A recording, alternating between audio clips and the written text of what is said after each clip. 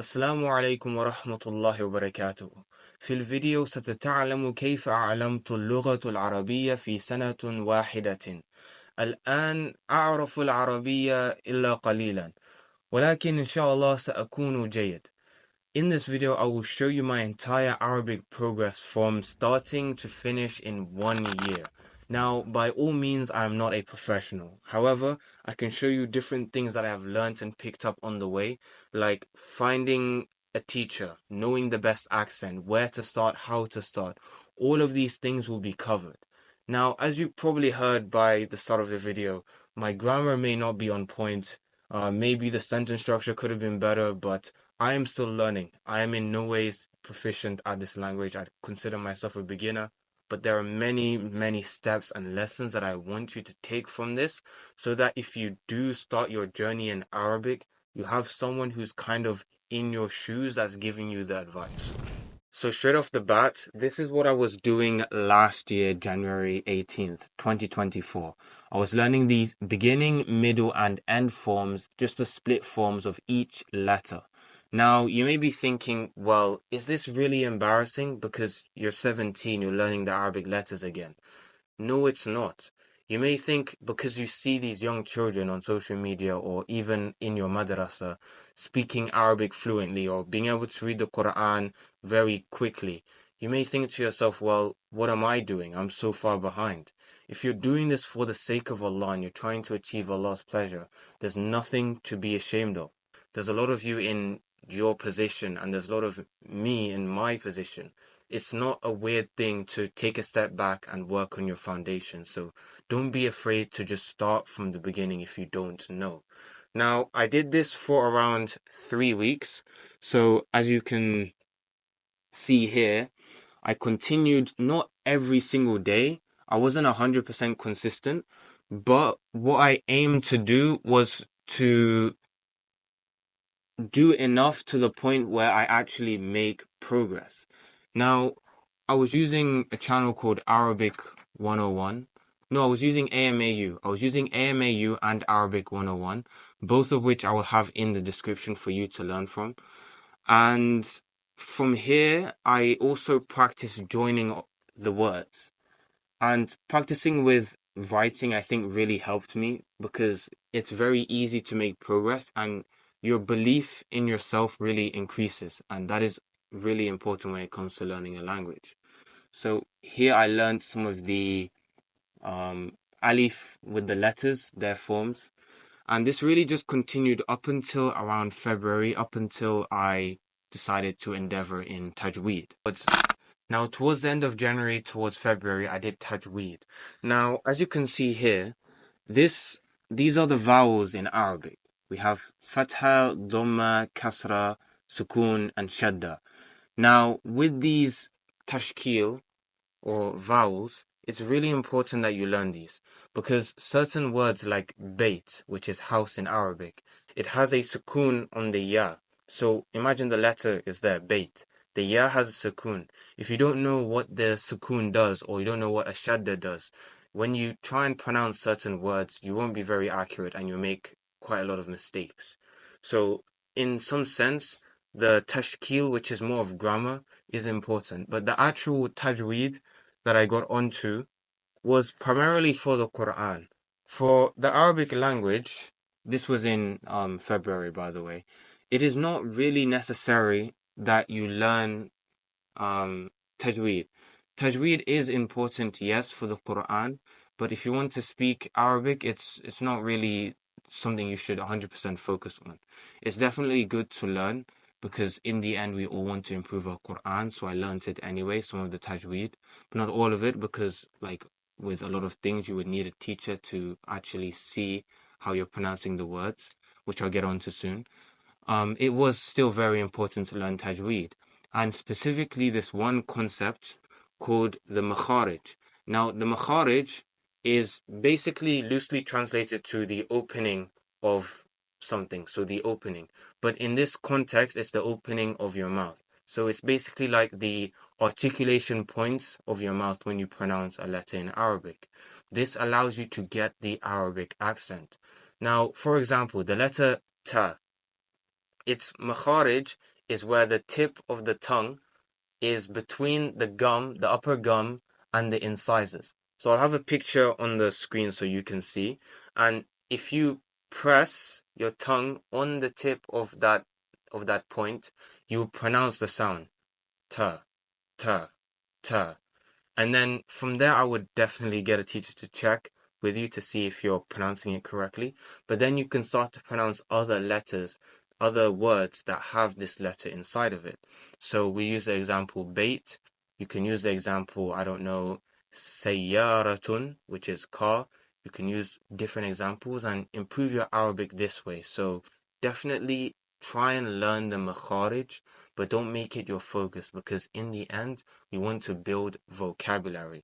Once you have the fundamentals down, like learning the letters, learning the split joint and end form of the letters, and then being able to pronounce the words like sod and dod, which a lot of people find quite hard, then you can start really hammering on the vocabulary, which is extremely important. Now, also in February, I did learn some words, which was very fun, by using the Arabic program AMAU, which I will talk about in a second. So I learned a lot of books, a lot of words here, as you can see, kitab, what else did I learn? Soda, black, هذه, this, a lot of different words I learned. Now, was this the best experience, learning Arabic online without a, one-on-one teacher in real life? I would say if you want to take this route, you can, but there are pros and cons. The cons to this is that you won't see someone actually hearing how you pronounce the words. You can't have that physical one-on-one, very authentic, deep questions that you may have. And while there was Q&A live sessions, I personally think, and I even think the ustads that run AMAU might think this, is if you have a real life teacher that is very proficient in the language and he can teach you from A to Z the Arabic language in a way that you will definitely benefit with, go for that. 100% go for that. At least if you have that option. If you don't have the option, 100% go and learn online. But it requires more on motivation. Well, not motivation, discipline, a lot more discipline, because you're not going to be held accountable if you stop, your lessons and you become a bit inconsistent, which is what happened to me. After some time, after learning a lot of words, like here, land, earth, road, I became a little bit inconsistent. I slipped a little bit. I stopped as Ramadan was approaching, as it is approaching right now, which is what I will get on to now. Now, before we get on to March 2024, I want to show you something that basically sums up this month, which is compounding knowledge. Now, what you see here is a chart. You're going to learn one word of Arabic every single day for 7 days. Now, let's see how far you go. Let's say you learn the word Jo'an, which is hungry. You learn the word Ana, which is I or I am. You learn the word Huwa, which is he. You learn the two letters that are used for possessive pronouns. The ya being for mine, and then the hu being for his. You learn ta'am, which is food, and you learn man fadlik, which is please. And then finally you learn the verb uridu, which is I want. Now, let's see how far do you think you can go with this. Now you can say, Ana jo'an. Ana, right here. Ana jo'an. I think I punched out the right thing. Yes, I am hungry. You can say huwa jo'an. He is hungry. You can say ta'ami, my food. You can say ta'ami man fadlik, my food please, which is maybe not very polite, but you can say words like this. You can say uridu ta'am man fadlik. You can say ta'amuhu, his food. Already it's like you can say all of these words, and let's say you add a random word from this list. Let's say I add the word jayid, good. Now you can say ta'amuhu jayid, his food is good. Ta'ami jayid, my food is good. You can say uridu ta'am jayid, I want good food. Now you can kind of get to this caveman level of Arabic where if you're in a restaurant setting, you can kind of speak, but in a way that is very, very like basic borderline. But already it's like you've learned so many things in just 7 days, which is why I want to stress so much that consistency is important. That is what will make or break you in learning Arabic or learning any skill or learning any language or learning anything in general.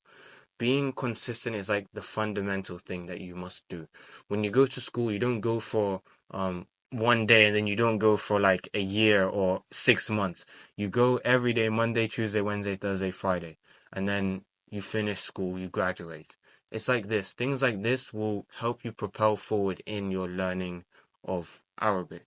Now, in March, I didn't really do much because it was Ramadan and I wanted to focus on the Quran.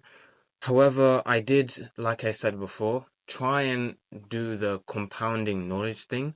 But what my problem was, I wasn't focused on Arabic. I was focused on trying to memorize Quran, trying to read Quran, attending Taraweeh. My focus was not on Arabic, which really stunted my progress. I went from being really consistent in February to basically not doing much in March. Now, from March to around July, I would say from April, May, June, July, I did pick up the pace a little bit. As you saw in one of my videos, maybe you may have seen my video that was titled, I think, Seeking Knowledge as a Student or something like that. I did talk about how I decided to try and seek knowledge, which was very beneficial. However, I wasn't really practicing Arabic that much.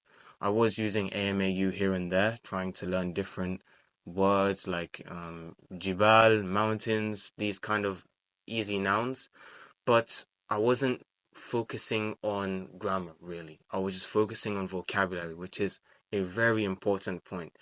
For me personally, and from what my teacher, my sheikh, has told me, is learn vocabulary. Why? Because if you learn vocabulary, learning grammar will be easier in the future.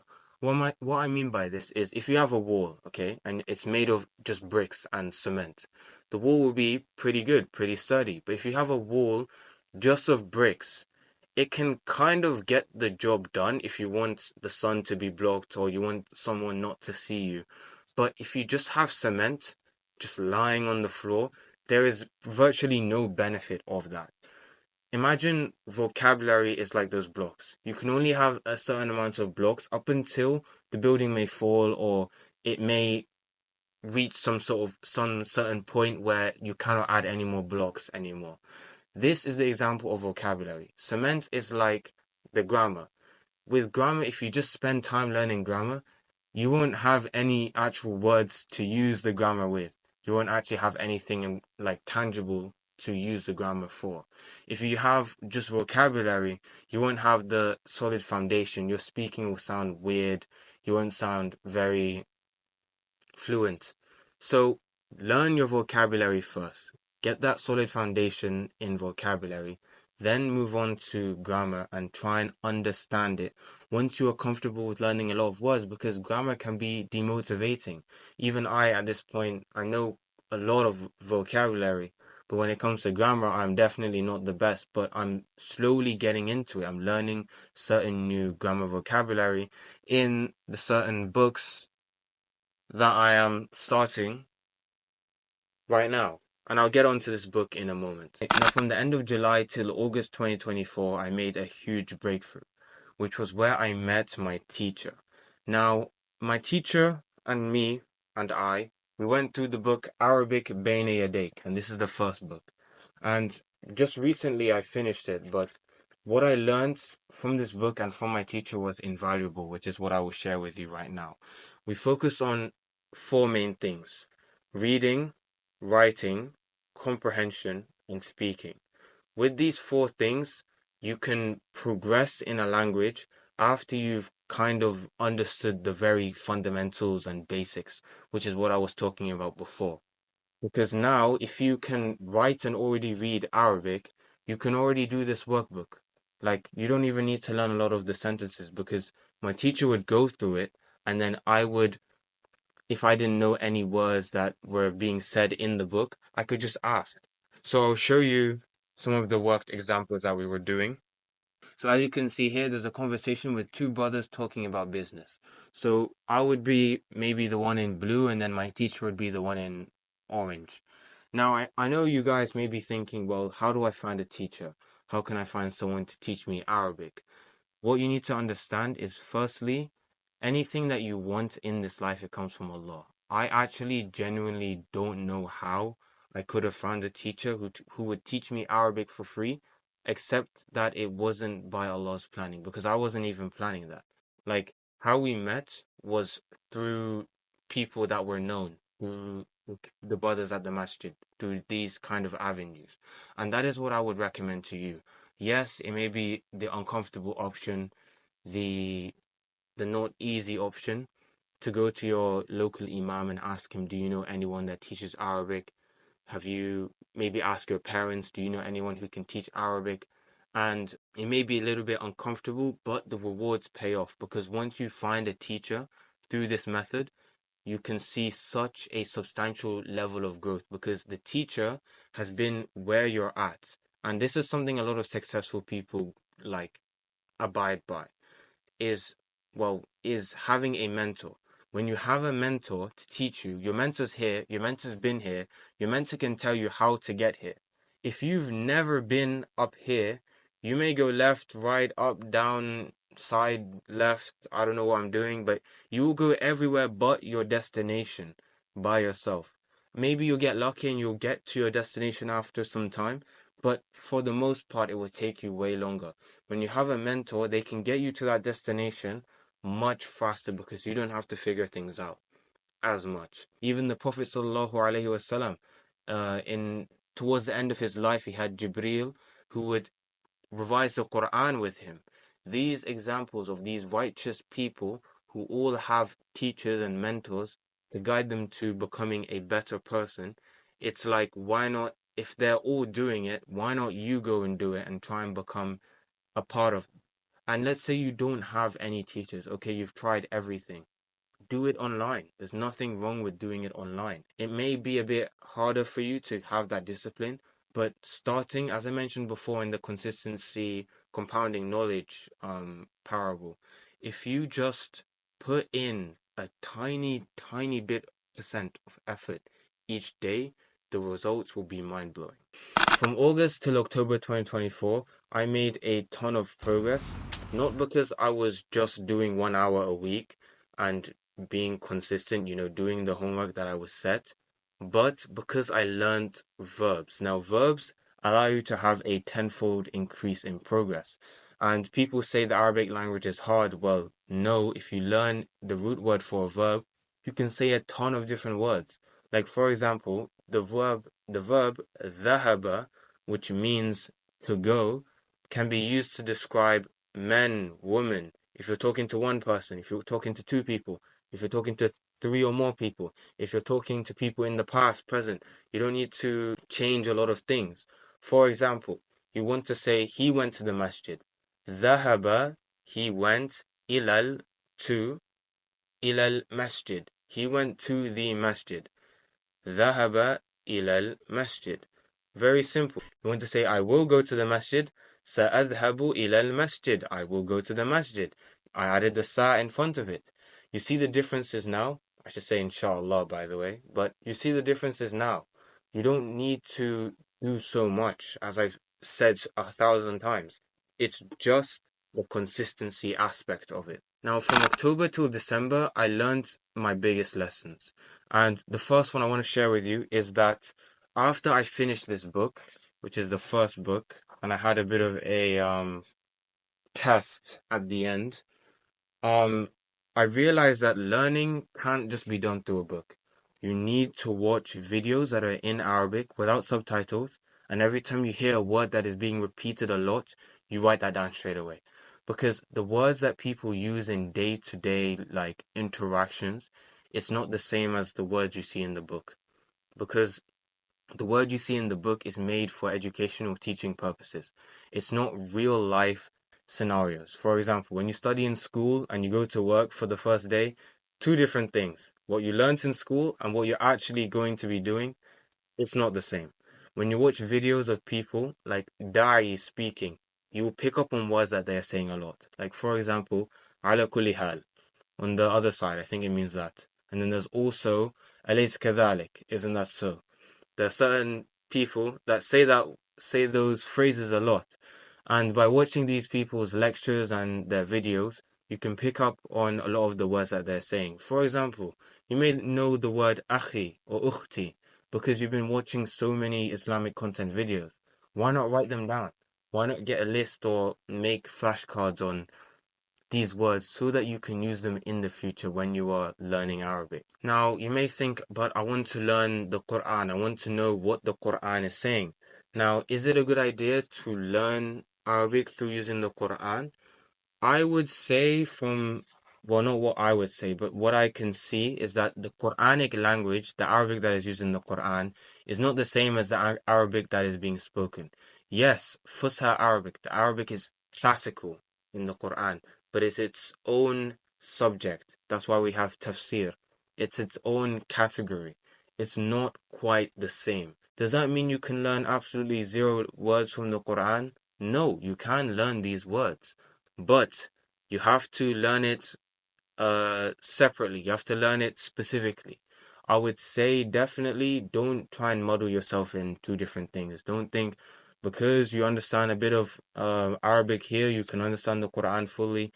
No, that's why we have tafsir. That's why we have people who go to university to study Quran. But you can still pick up on some words while the Imam is reciting in Taraweeh. You can understand certain phrases. You may not know the full meaning, but that's okay. So that pretty much wraps everything up.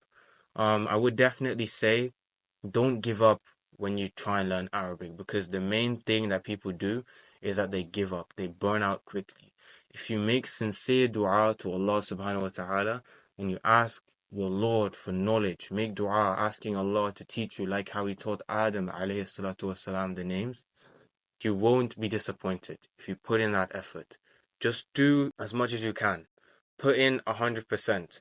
That 100% may only cover 1% of your goal, but Allah will do the rest, the remaining 99% for you if you're trying to be sincere and you're trying to achieve your progress. As I mentioned before, I'm not proficient, I'm not amazing at Arabic, but inshallah I try to be and I want to be. So if I made any mistakes in this video, please let me know in the comments. I have a Discord server in the description that you can join. And bi'idhnillahi al-kareem, I'll see you in the next video. Assalamu alaikum wa rahmatullahi wa barakatuh.